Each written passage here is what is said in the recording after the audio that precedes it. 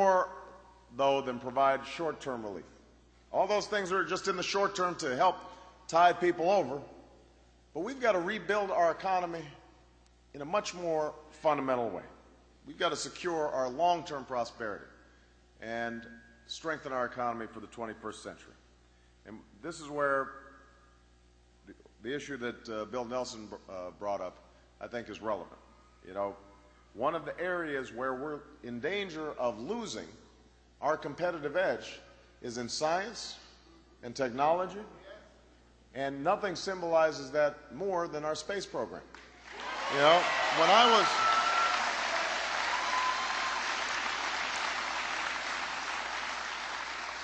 I've written about this in my book. I grew up in Hawaii, and I still remember sitting on my grandfather's shoulders as some of the astronauts were brought in after their capsules had landed in the middle of the Pacific. And I could just barely see them. I was waving, I had an American flag. And I remember my grandfather explaining to me, this is what America's all about. We can do anything when we put our mind to it. We can do anything when we put our mind to it. And that was what the space program described, that sense of possibility and always, you know, reaching out to new frontiers. You know, when I was growing up, NASA inspired the world with achievements that we're still proud of. And today we have an administration that sets ambitious goals for NASA without giving NASA the support it needs to reach them. As a result, NASA's had to cut back on research, trim their program, which means that after the Space Shuttle shuts down in 2010, we're going to have to rely on Russian spacecrafts to keep us in orbit. So let me be clear. We cannot cede our leadership in space.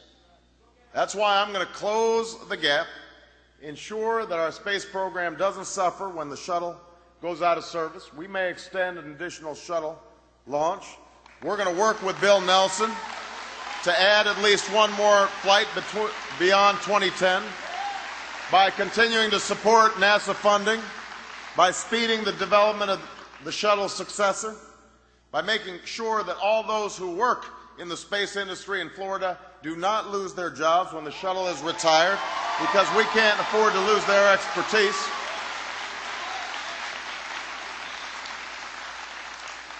But more broadly, we need a real vision for the next stage of space exploration.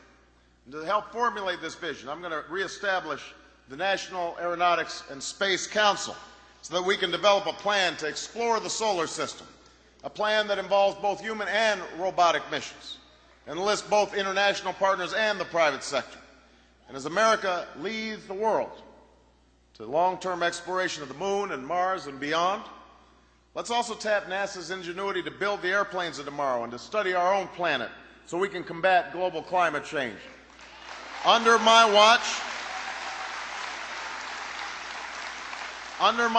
NASA will inspire the world once again and make America stronger, and is going to help grow the economy right here in Brevard County and right here in Florida.